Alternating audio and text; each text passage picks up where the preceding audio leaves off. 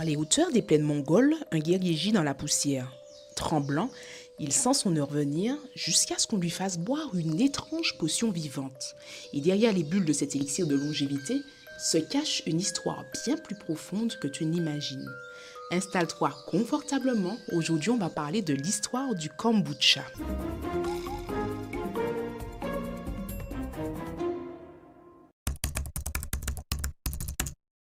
Nous sommes en l'an 414 en Extrême-Orient.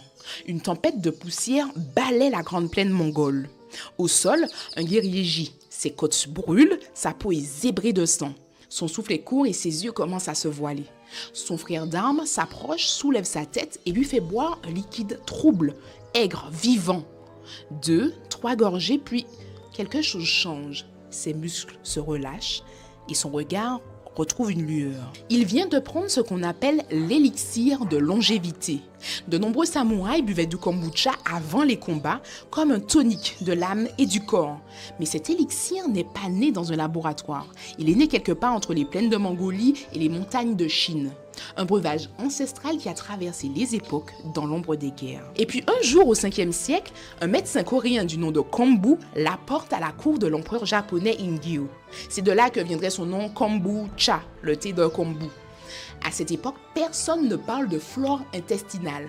On dit juste que ce breuvage donne la force des chevaux et qu'il renforce l'âme avant les combats. Et comme un dernier hommage, certains samouraïs blessés en buvaient encore quelques gorgées avant de rendre l'âme. Mais le kombucha n'a pas seulement traversé les époques, il a aussi changé de visage. Et parfois ce visage est beaucoup moins poétique. Cette fois-ci, on est en URSS dans les années 50. Une autre guerre, une autre forme de résistance. Dans les coulisses glaciales de laboratoires soviétiques, des chercheurs sont obsédés par une question. Pourquoi certains soldats semblent indestructibles? Alors ils se lancent dans une expérience étrange et franchement peu ragoûtante. Ils décident d'analyser les selles des soldats les plus robustes. Oui, tu as bien entendu. Ils étaient déterminés à comprendre d'où venait leur force. Et très vite, un détail les intrigue. Ces soldats consomment tous une étrange préparation faite maison. Un liquide brun, trouble, qui pétille légèrement. Du kombucha fait maison. Un liquide vivant, transmis de façon souterraine. C'est totalement révoltant pour l'époque, parce qu'il était considéré comme superstitieux, folklorique, voire suspect. Le kombucha n'a jamais eu droit de cité et on le buvait en douce, dans les campagnes, dans les arrière-cuisines. Il était difficile pour les chercheurs de l'admettre, mais le rapport était clair. Le lien entre tous ces soldats vigoureux était cette boisson. Ils étaient moins malades, ils avaient une meilleure récupération et une diversité microbienne accrue. Alors, on commence à en distribuer discrètement aux soldats dans de petites fioles. Trop mal vu pour que ça soit fait de façon officielle.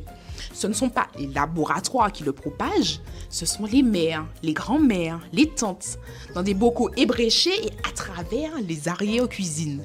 Le kombucha devient un symbole de résistance. Il traverse les guerres, la répression et l'oubli. Pourtant, dans les années 50, les médecins occidentaux se moquent encore quand on parle de bactéries amies. Le kombucha est discrédité, relégué dans les placards des grands-mères. Et puis un jour, dans les années 80, ça bouge un peu dans l'Ouest. Un naturopathe californien fouille les affaires de sa grand-mère polonaise. Dans un coin d'étagère, il trouve un vieux bocal. À l'intérieur, un disque gélatineux flotte à la surface. On dirait presque une méduse morte ou un morceau de peau. Dégoûté, il se met à grimacer. Sa grand-mère lève les yeux au ciel, arrête de vers ta tête de cochon et goûte. Il hésite, il trempe à peine ses lèvres. Et là, il hallucine, le liquide pétille. Il est vivant. Depuis, le kombucha revient lentement, par vagues. Il résiste à l'oubli, à la guerre, à l'industrialisation. Parce que pour ça, pas besoin d'industrie, pas besoin de chimie. Alors tu te demandes peut-être ce qu'il y a vraiment dans ce fameux bocal. Le kombucha, c'est une boisson vivante. Elle naît de la fermentation du thé sucré transformé lentement par un être vivant un peu étrange. C'est ni une plante, ni un animal. Un champignon, pas vraiment non plus. C'est plutôt un collectif de microbes qui cohabitent dans une membrane gélatineuse. On l'appelle le SCOBY. En français, ça veut dire culture symbiotique de bactéries et de levures. Et en fait, c'est ce disque flasque et translucide que tu vois flotter à la surface du bocal. Certains le surnomment la mer et d'autres la méduse du thé. Mais ce qu'on te dit rarement, c'est que le SCOBY ne s'achète pas, il se donne. À chaque fermentation, il grandit, il forme une fine pellicule à la surface. Une fille, un nouveau disque prêt à vivre sa propre aventure. On l'offre, on le partage, d'un ami à une voisine, d'un ancien passionné à une nouvelle curieuse. Dans certaines maisons, on lui parle, on le couvre d'un linge et on lui dit merci. Le SCOBY circule dans des pots en verre, dans des sachets en plastique, c'est formidable. Et quand tu reçois cette créature gélatineuse, tu ne reçois pas juste un ingrédient, tu reçois une mémoire vivante. Je ne sais pas si tu réalises, mais quand tu bois du kombucha, la mer a peut-être des centaines de décennies. Une fois, j'avais eu la dengue, et c'est une dengue qui avait très mal tourné, hein, et j'ai dû être hospitalisée. Et tu sais, dans ces moments-là, t'es vraiment KO, t'as la tête totalement ailleurs. Et j'avais complètement oublié mon SCOBY. Je l'ai laissé dans un bocal, et sans le nourrir, en fait, il a fini par changer de couleur, et puis il était mort.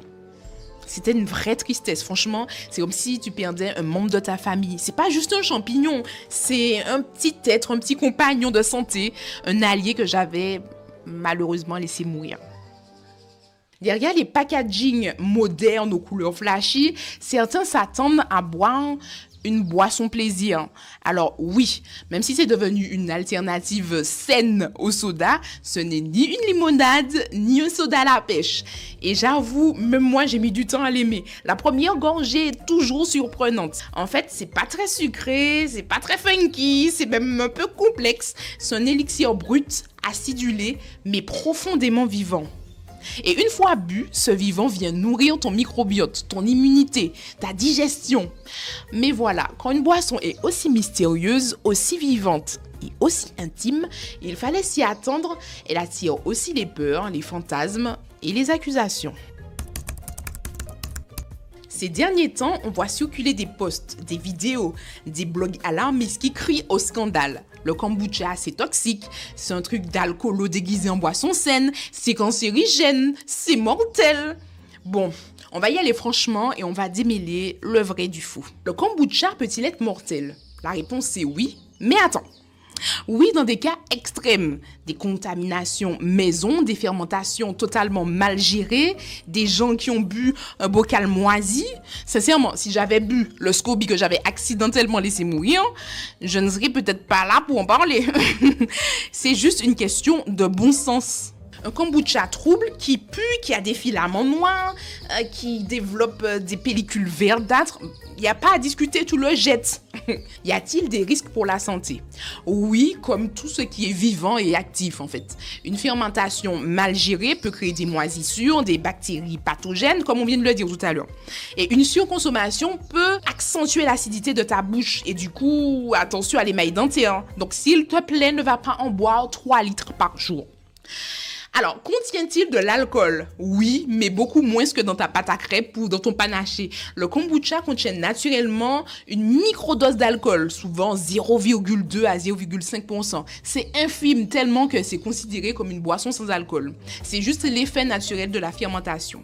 Mais attention, si tu le prépares mal et que tu les laisses fermenter trop longtemps, que tu le déstabilises, tu peux accidentellement te retrouver avec une bière maison. Mais tous ces risques n'existent qu'en production.